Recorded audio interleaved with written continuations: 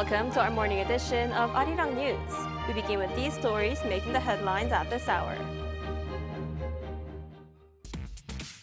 President Lee Jae-myung is heading home after visiting New York, and his last stop was at the New York Stock Exchange, where he urged financiers and business leaders to invest more in South Korea. And North Korea is also sending its senior official to New York. The regime's state media confirmed that its Vice Foreign Minister Kim Sun-kyung has left Pyongyang to attend the UN General Assembly. South Korea's military says it fired warning shots after a North Korean merchant ship crossed the maritime border between the two Koreas.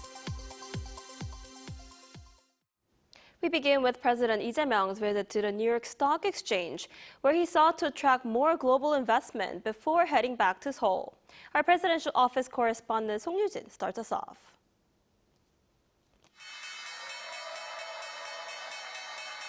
This is South Korean President Lee Jae-myung ringing the iconic opening bell at the New York Stock Exchange on Thursday. At the world's largest stock exchange by trading volume and the oldest on Wall Street, President Lee hosted the Korea Investment Summit, where he urged heavyweight financiers and business leaders to invest more in South Korea. The key topic was the so-called Korea discount, a term describing how South Korean companies are often undervalued compared to their global peers. President Lee cited geopolitical tensions on the Korean peninsula as a major cause. 남북 대치, 군사적 대치 때문에 오는 불안 정성, 이로 인한 저평가, 휴전 중인 나라인데 또 군사 밀도도 높고 혹시 무슨 일 생기지 않을까? Highlighting North Korea's advances in missile technology, Lee emphasized his three-stage roadmap of nuclear suspension, reduction, and eventual denuclearization. He once again described U.S. President Donald Trump as the only one capable of brokering such a deal, a peacemaker, while pledging that South Korea will act as a pacemaker supporting the process. The president also outlined measures to make South Korea's investment environment more transparent and trustworthy, including stricter action against stock manipulation and unfair trading practices, and further amendments to the Commercial Act to better protect minority and individual investors. Regarding foreign investors, Lee pledged to resolve issues that many of them see as barriers to entry. 핵심은 역시 이제 요게 환거래 시장 문제라고 제가 들었습니다. 그 문제도 저희가 아주 빠른 시간 내에 저희가 해결 또 해소할 생각입니다. 지금 외국환 거래 시장도 지금 시간 제한이 꽤 있는데 그 시간 제한을 거의 없애는 방향으로. Currently, South Korea's foreign exchange market operates from 9 a.m. to 2 a.m. the following day, and the Korean won lacks a full offshore trading market. While Lee is the fourth South Korean president to host such an investment event in New York, he was the first to hold it at the New York Stock Exchange. So, with this, President Lee has wrapped up his trip to New York, which focused on diplomacy and economic outreach. He will return home on South Korea's presidential jet on Friday. Song Yoo-jin, Arirang News, New York. So President Lee Jae-myung has now wrapped up his trip to New York, having made his debut at the United Nations. Our presidential correspondent Yoon Jung-min, who is traveling with the president, has a recap of the trip and takes a look at what it means for Korea's diplomacy. The highlight of President Lee Jae-myung's week-long U.S. trip was his first speech at the 80th United Nations General Assembly. 저는 오늘 세계 시민의 등불이 될 새로운 대한민국이 국제사회에 완전히 복귀했음을 당당하게 선언합니다.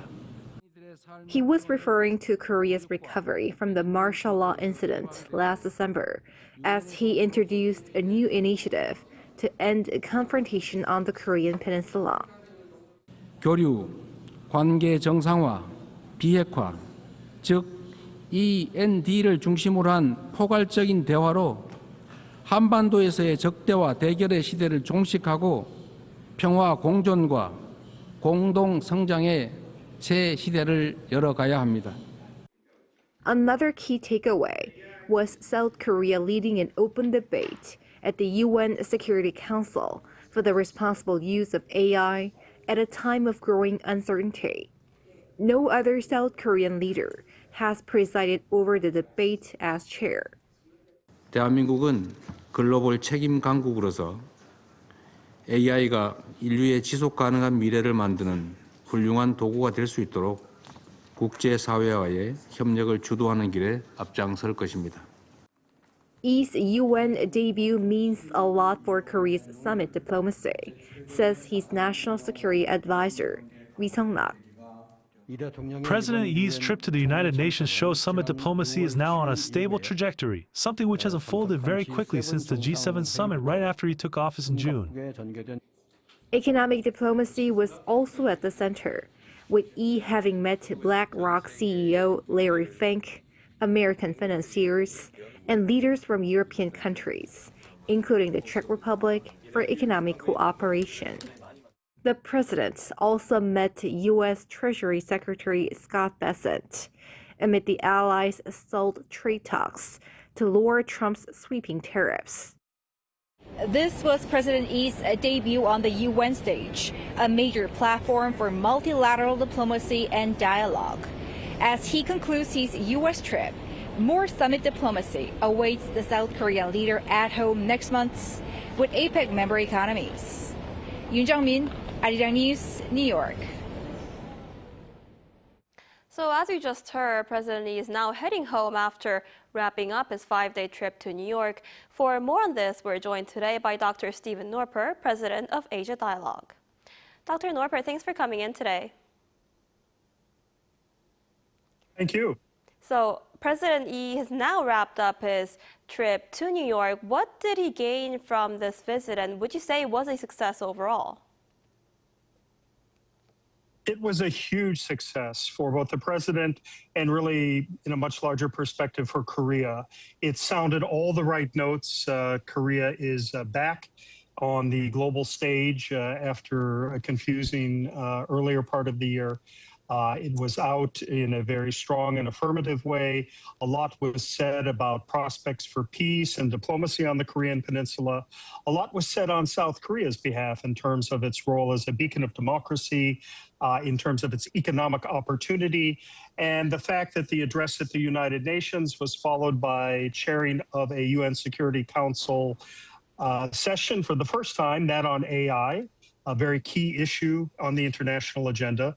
And then, of course, followed up with a lot of sidebar meetings with important dignitaries, including the U.S. Treasury Secretary, and then, of course, the appearance on the U.S. Stock Exchange. All in all, an extremely high-profile visit by the account of any Korean president, and one, again, very much in the national interest as it propels Korea forward on the stage with the APEC summit next in Gyeongju toward the end of this next month. So Korea back and roaring, and really a tremendous job in New York City. Right, and in his UN General Assembly speech, President Lee Jae-myung said South Korea is back on track and it's ready to sort of play its role on the international community. And he also talked about how he's willing to ease tensions with North Korea. What are your thoughts on this? Well, he seemed to have a plan that is very pragmatic. He expressed a support for gradualism in the process and the idea of cooperation and exchange as good next steps with denuclearization and end goal, a final goal. And in fact, the process of end was emphasized. The idea that there would be a more gradual approach, suggestion of an acceptance of a freeze should Donald Trump and Kim Jong-un meet and move in that direction. And all in all, a very clever approach at trying to increase international validity to underscore peace and security around the Korean Peninsula. This is important to have done at the United Nations because the good offices of the Secretary General, very skilled Undersecretary General for Political Affairs, and her team, really people in the wings ready to help facilitate inter-Korean dialogue, a very important offering to the process, and very important to have the attention of the international community on this, a statement that really was centrist, that was very pragmatic, and seems to be very practical in the international community's eyes. So eventually denuclearization, but really more they can go into it, disarmament, drawback, a freeze, and certainly the interest in normalization, cooperation, exchange, really all very key elements to build trust. And it was the trust building element that he really underscored. I see. And now that his New York visit's over, the next major diplomatic event would be the APEC leaders meeting in South Korea in Gyeongju. Do you think we could see a second meeting between President Lee Jae-myung and Donald Trump? Oh, I think you absolutely will see the U.S. president very eager. He had a very good first meeting with President Yi, and I think all the world will be at Korea's stage at that event, certainly in terms of the regional players and regional leadership.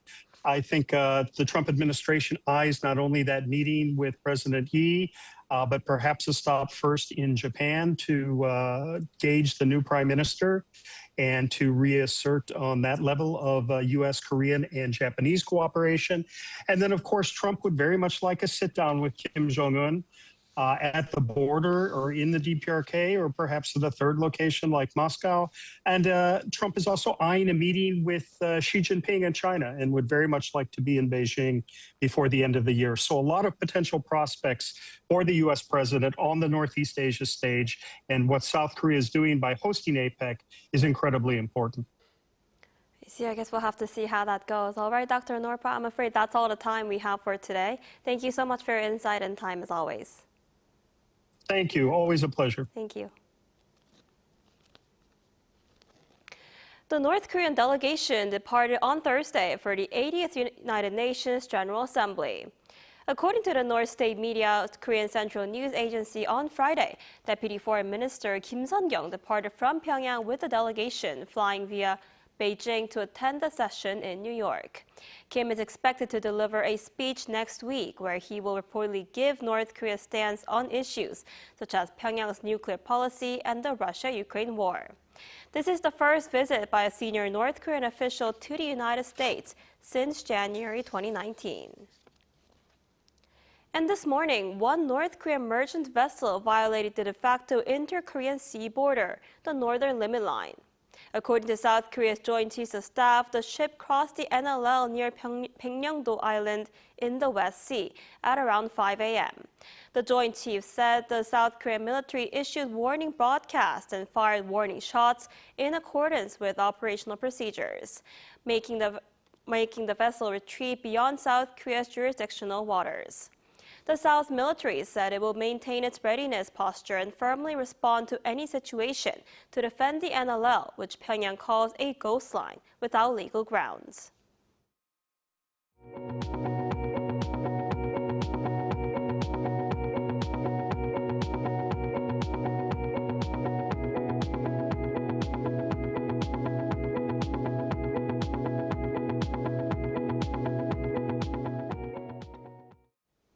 On the economic front, U.S. President Donald Trump said Thursday that South Korea's $350 billion investment commitment is an upfront payment as Seoul and Washington continue negotiations over how to fund the package.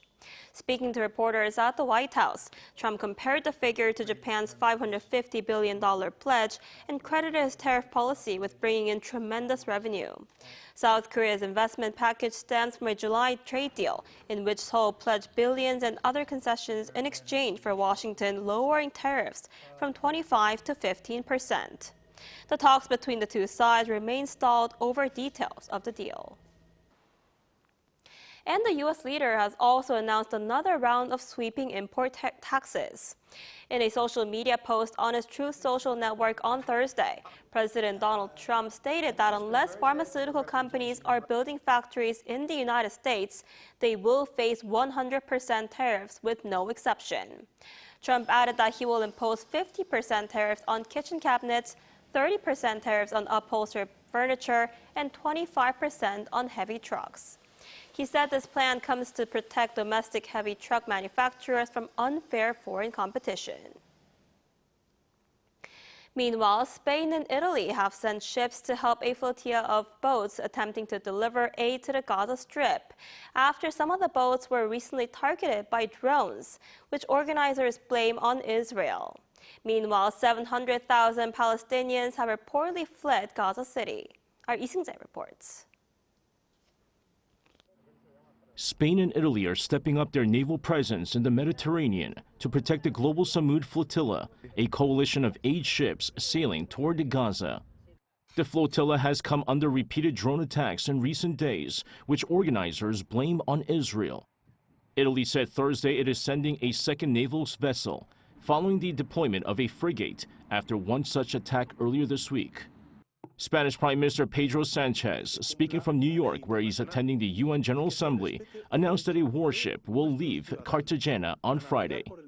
He emphasized that international law must be respected and noted that citizens from 45 nations are part of the aid mission. The naval assistance comes as flotilla organizers reported that multiple boats were attacked by low-flying drones on Wednesday night. Passengers aboard the flotilla say drones dropped flashbangs and unidentified objects close to their vessels. Meanwhile, inside Gaza, the Israeli military has intensified its ground offensives on Gaza City. The Times of Israel reported that roughly 700,000 residents have now fled, which is around 2/3 of the city's pre-war population. However, civilian deaths continue, as 11 people were killed in a strike on a home in central Gaza. According to Gaza's health ministry, more than 65,000 people have been killed since October 7, 2023. Over in Washington, President Donald Trump said he believes a deal to end the war could be close. We had a really great meeting. I think a lot was determined at that meeting, and I have to meet with Israel, and I have to do that also. They know what I want, and I think we can get that one done. I hope we can get it done. According to U.S. Special Envoy Steve Witkoff, Trump has outlined a 21-point peace plan for Gaza and the Middle East in talks with leaders of Muslim-majority nations on the sidelines of the UN General Assembly. Lee Seung-jae, Arirang News. And on the cultural front, as Egypt and Korea celebrate 30 years of diplomatic ties, the Korean wave Hallyu is booming in Egypt. Led by the passionate younger generation, K-pop is sparking a curiosity in all things Korean. Our An Sung-jin was there. In a dance studio in New Cairo, one of BTS's hit songs, Bulletproof, pulses through the floor. 6 dancers from local dance crew The Groove move in unison. It's more than choreography, it's a shared dream. Just like from the first class, I was just like, yeah, this is it. This is gonna be my dream. I won't ever let go of it. What makes me passionate about it is how different and diverse it is. A love for K-pop, and by extension for Korea, binds these performers together. Their journey reached a high note when they won first place at the Egyptian finals of the K-pop World Festival. I wanted to show people what K-pop really is and spread it because it's special, unlike any other dance. I want to become a well-known dancer worldwide. It'll take time, but I'll keep practicing. I'm not going to stop. Across Egypt, K-pop has become more than a niche fandom. Earlier this year, Cairo hosted its first ever K-pop concert, a milestone that reflects the genre's rising popularity. But the Korean wave is about more than just K-pop. The King Sejong Institute, a Korean language center, has opened its 3rd branch in Egypt this year, with growing demand fueled by curiosity in Korean culture. To understand the pull of Korea on Egypt's youth, I spoke with the Egyptian ambassador to Korea. Now we see from K-pop to the Korean language itself, what do you think drives this fascination among the Egyptian youth population to like Korea or to enjoy Korean culture so much? These young Egyptians, they are keen to learn the Korean language because they are in love. They have passion for Korea through what they see in the media and in the drama. The Korean culture is very popular in Egypt. But as the ambassador also mentioned, these cultural exchange could lead to economic benefits too. This is very good for Korean companies seeking to establish their offices and representation office in Egypt, or even their factories for manufacturing and co-production in Egypt, to hire young Egyptians who can speak Korean and Arabic. The bond between Korea and Egypt shows how far music, language, and stories can travel. Sometimes 9,000 kilometers straight to the heart. An Sung-jin, Arirang News, Cairo.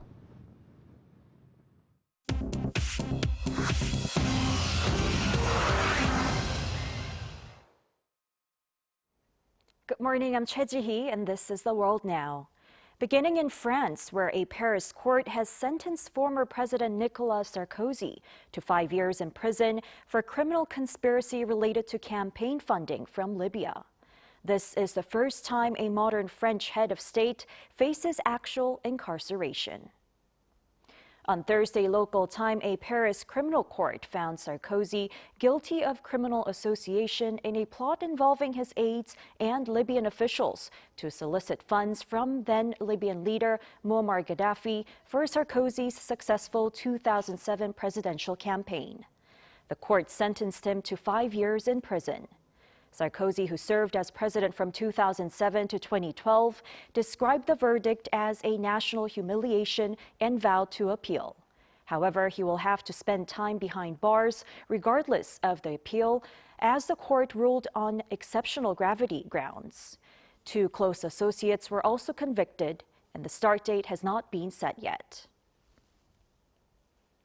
Also in Europe, another wave of drone activity forced airports in Denmark to close. Officials say the drones are a hybrid attack intended to spread fear. Danish authorities said on Thursday that Aalborg Airport was shut down for 3 hours late on Wednesday due to unauthorized drone activity. Billund Airport, Denmark's second largest, was also closed for an hour. Drone sightings were also reported near Esbjerg, Sønderborg, and the Skridstrup Airbase, home to F-16 and F-35 jets. The airports reopened early on Thursday after safety checks. Danish Defense Minister Truls Lund Poulsen described the incursions as coordinated and sophisticated, calling them a systematic and deliberate hybrid attack. He said multiple drone types were used, suggesting the operation was planned by a professional actor. Justice Minister Peter Hummelgaard added that the intent is likely to create fear and division and to test Denmark's response capabilities. This is the second such incident in Denmark this week, following a drone-induced shutdown at Copenhagen Airport earlier.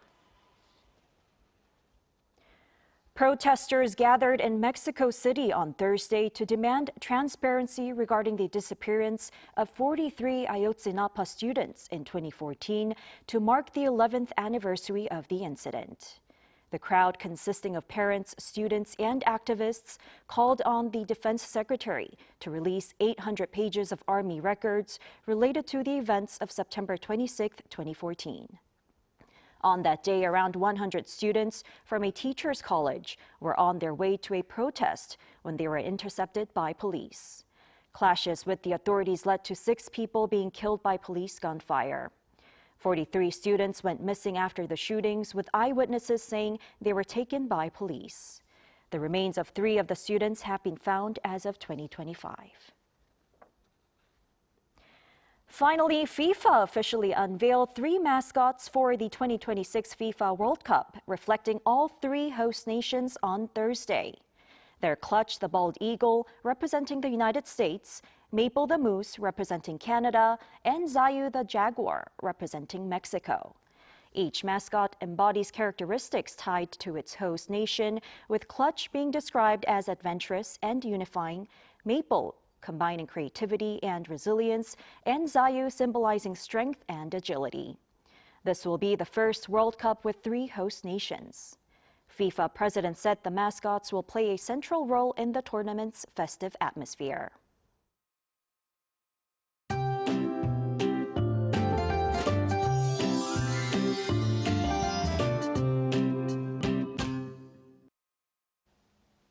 It was a rough morning commute for those in the central inland regions due to dense fog. Skies will be fairly clear in the central region today. However, the skies will remain cloudy in the south with some rain in the forecast. We can expect up to 50 millimeters in the southern coast of Jeollanam-do Province, up to 60 millimeters on Jeju. Well, speaking of Jeju, parts of the island are under a heat wave advisory. Temperatures soared above 30 degrees Celsius yesterday, and it's going to remain pretty warm there and across the rest of the country as well. Most cities will see highs soaring to 29 degrees this afternoon. Seoul will be at 28 degrees under sunny skies, so it won't feel like the end of September today. But nationwide rain on Sunday will bring cooler air to the country. Meanwhile, Jeju will see rain into next Monday, so please keep an umbrella handy. Now that's all we have for this morning. Arirang News will be back at noon Korea time. Thanks for watching.